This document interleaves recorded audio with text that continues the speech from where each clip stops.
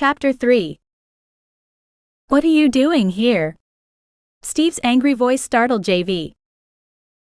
Unpacking, she continued what she was doing without looking up. I can see that. Why? Rebecca invited me to stay. She was determined not to let him see how shaken she was by his sudden appearance behind her. Why? What did you say to her? The truth. You mean your version of it, he snarled. I mean the truth. She flinched but kept her voice even and her back to the man she'd come so far to see.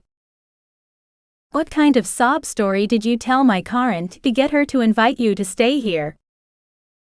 The accusation flipped a switch inside her. It turned her fear and nerves to fury. She fought to keep her anger off her face and out of her voice. I didn't tell her a sob story. I was content to stay at the motel in town. Rebecca showed up at my door and asked a bunch of questions. All I did was answer her. Then she insisted I check out of my room and stay here. If you manipulated her so you could sponge off of my Channel leaders, he didn't get a chance to finish the threat. JV spun around, fire flashing in her eyes as she advanced on him. Is that what you think of me? You think I came here looking for someone to take me in? It was all she could do not to poke him in the chest as she spoke. Well, he verbally backpedaled, realizing he'd let his anger carry his mouth too far. She interrupted him again. I don't need someone to take me in. I'm quite capable of looking after and supporting myself, thank you very much. I've been taking care of myself for the last 8 years. You know why I am here. She went back to pulling things from her suitcase and hanging them up as if he hadn't interrupted her, though her movements had grown sharp and angry. What are you talking about? He said, but his voice held no confusion. JV turned and eyed him for a moment. Do I need to kiss you again to remind you? Steve turned on his heel and left without another word. JV couldn't help a small smile. She could tell he knew exactly what she'd meant. His leaving proved it. Now she had no doubts, he felt the draw between them, the same yearning to touch her that she felt for him. She suspected he'd do everything he could to resist the attraction. Odds were in her favor though, from what she'd been told, the more time they spent near each other, the stronger the desire would become. Her smile grew. Glancing at the clock, she hurried to finish unpacking in time to join the others for dinner. Seated around the small table situated on one end of a combination kitchen and dining room, JV was unsure what was proper. Her family had never been invited to eat with the Khan back home. They hadn't been close friends or high enough ranking for that. She was uncomfortable letting Rebecca wait on her while she sat at the table.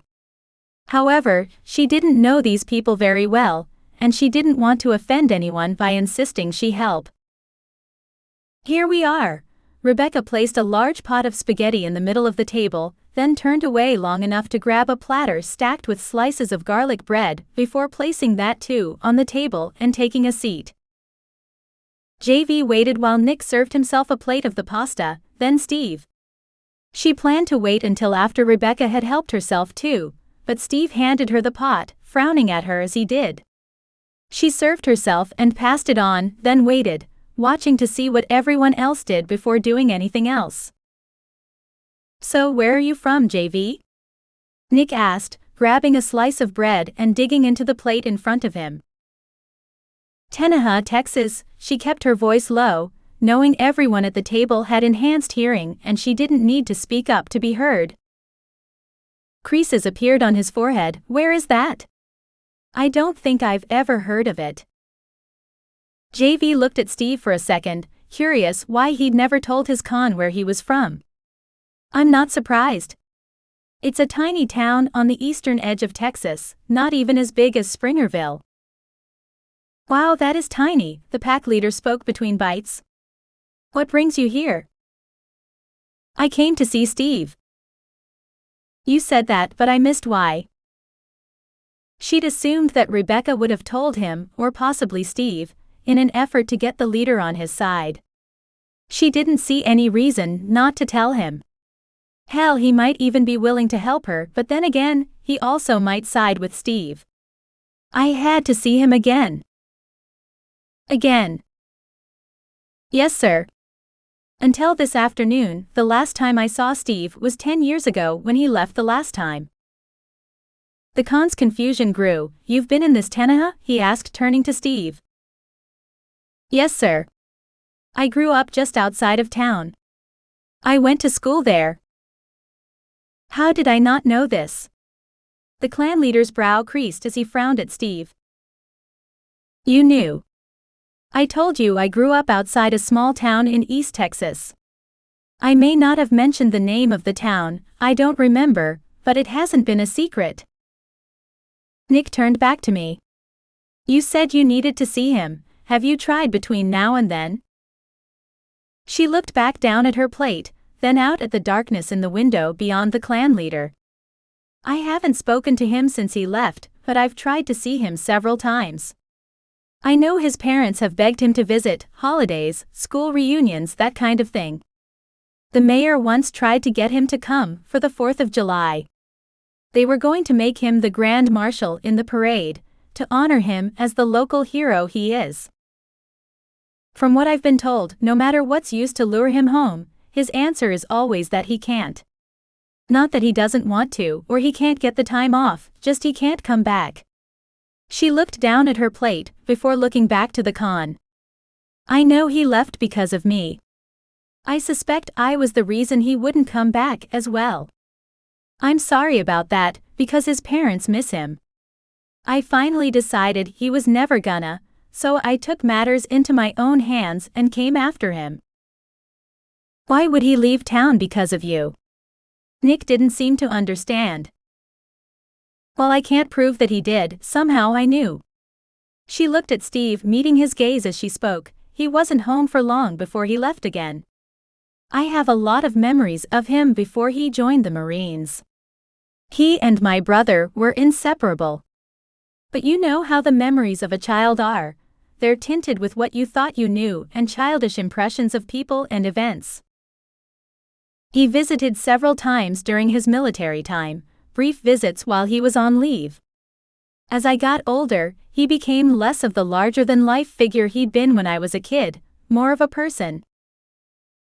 I still remember the first time I saw him, after he got out of the military, and came home. I didn't recognize him at first, but the new man in town intrigued me. There was something about him that made me want to get close, and rub up against him. She looked at Nick as she answered the question, but she watched Steve's reaction out of the corner of her eye. I didn't, of course. I didn't have the self-confidence to be that bold. Before I could gather enough nerve to do much more than say hello, he left again. Nick scowled. How old were you the last time you saw him? 17. Good God, he muttered, his brows shooting up. That explains a lot. It does. But I'm not 17 anymore, nor the naive child I once was. I'm through waiting. She let a slow smile spread across her face. What makes you think I'm attracted to you? Steve finally spoke. She didn't answer. Instead, she turned to meet his eyes, then lifted one brow, still smiling, challenging him without a word. Even if I was then, you and I both know a prolonged separation breaks the bond between potential mates. The bond, yes, she admitted, but until one or both of them seals a relationship, the attraction remains, as does the potential for a mating bond. Since I've never even met another potential mate, and from what I hear you've never mated, so the potential is still there. She sat back in her seat, her look daring him to argue. Are you trying to steal my shaku away from me?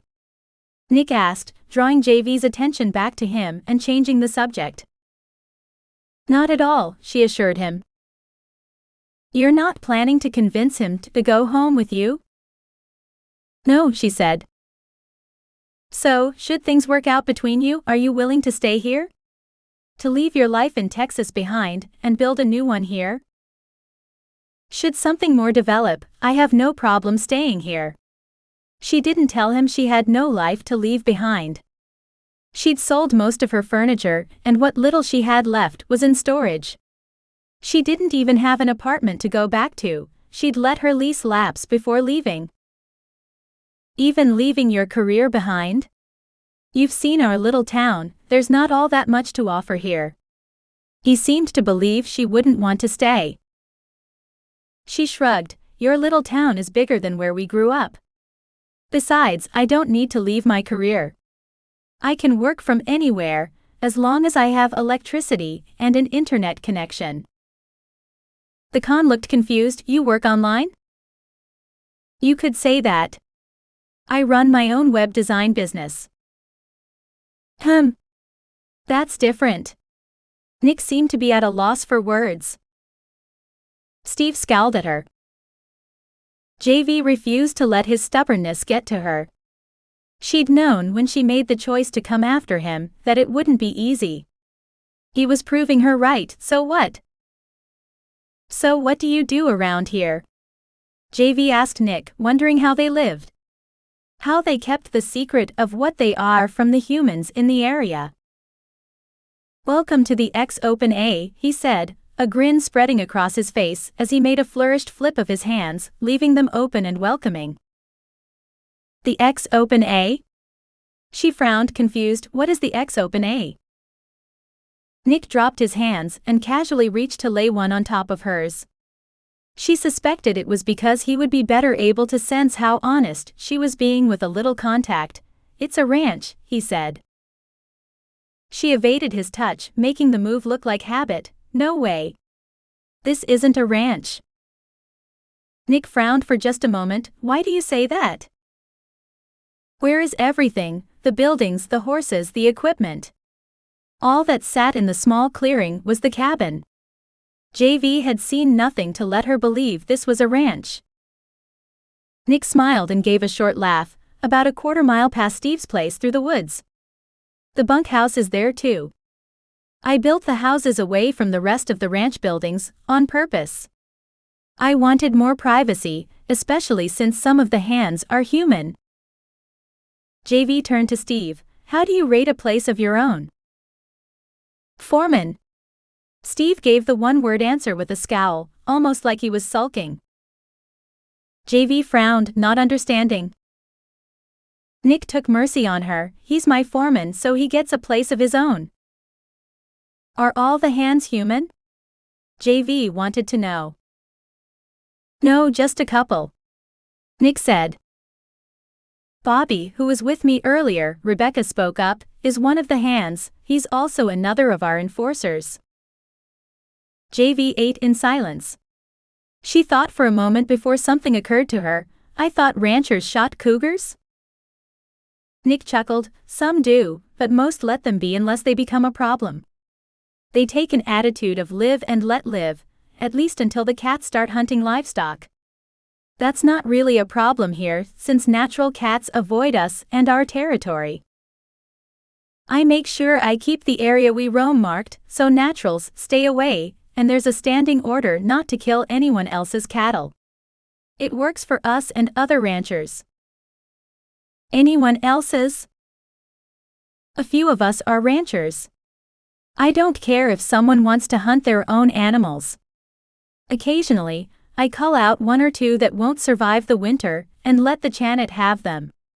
It's not really hunting, but it's something that brings the clan together, though we're careful to do it where the human hands won't find us.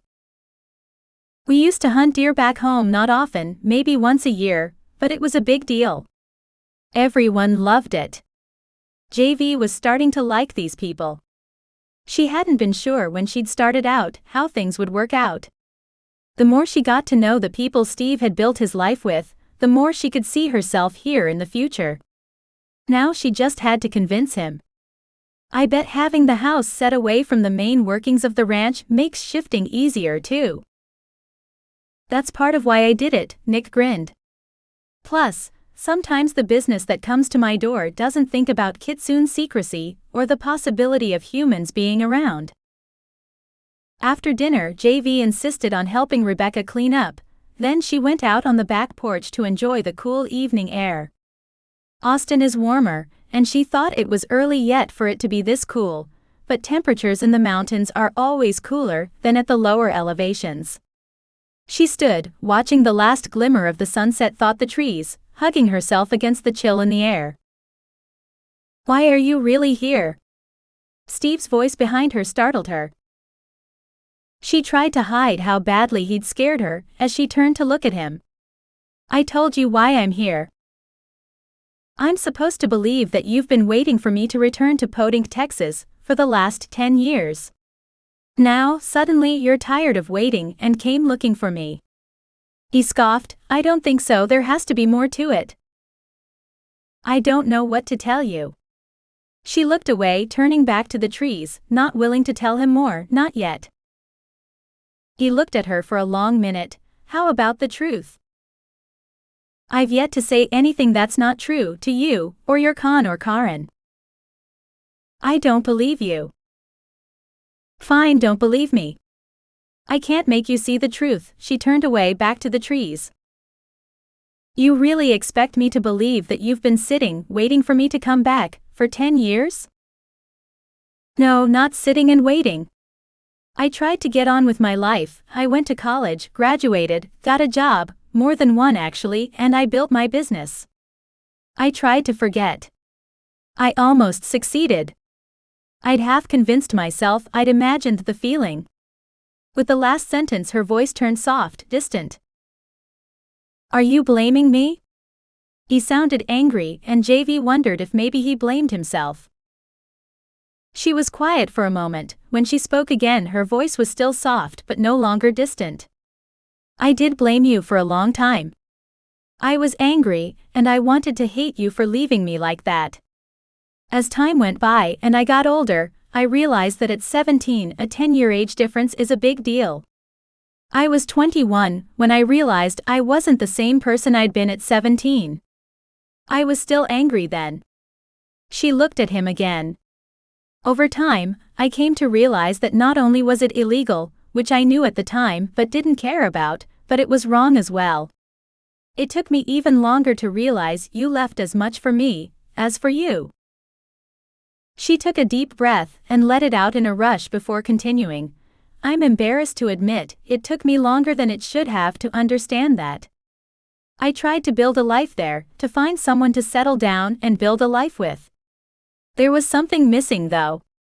I couldn't get past that, no matter how hard I tried." Steve stood there watching her. He looked at her face in the fading light, as he tried to figure out what she wasn't telling him. He could tell there was something she was holding back, something big, but at the same time he couldn't sense any lies. "What did your parents have to say about you coming out here after me?" She looked at him a moment before looking away again, back toward the setting sun. "Nothing, they don't know I'm here." "Oh," he seized the opening. "Afraid they wouldn't approve?" She spun around. "Not at all. I have no doubt they would encourage me to do what makes me happy, but they would worry, and call, and drive me nuts." "So where do they think you are?" His voice changed, softened some until he was talking to her as a friend, not some kind of suspect. She shrugged. "On vacation, then headed to LA for an on-site job." "Do you do that often?" "Do what?" She glanced at him, confused. "On-site jobs." "Not often, but once in a while a big job comes up and they want me to go see things in person so I can set up the kind of site they need, with the feel they want." "How about lying to your parents? Do you do that often?" He challenged her, but his voice was still friendly. "Not often, and I probably didn't have to this time.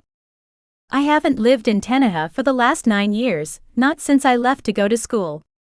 I just didn't want the added distraction of them calling and worrying about me, while I tried to focus on something." "Something?" "You." She looked at him again, wondering what he would say next.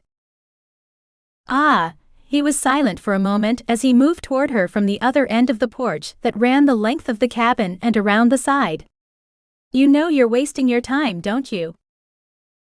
I know you're stubborn, and you're trying to convince me you don't feel it. She countered, not backing down. What makes you think I feel anything? 1. She flipped a finger into the air as she counted. If you felt nothing, you wouldn't have left all those years ago. I've already admitted that's why I left, but that was then. I am talking about now. 2. She continued as if he hadn't spoken. If you really felt nothing, you wouldn't be trying so hard to get rid of me. You'd let me stay and find out on my own. 3. That wasn't the kiss of a man who feels nothing. That was the kiss of a man so hungry he couldn't stop himself without at least a taste. She turned on her heel and went back into the house, without giving him a chance to respond.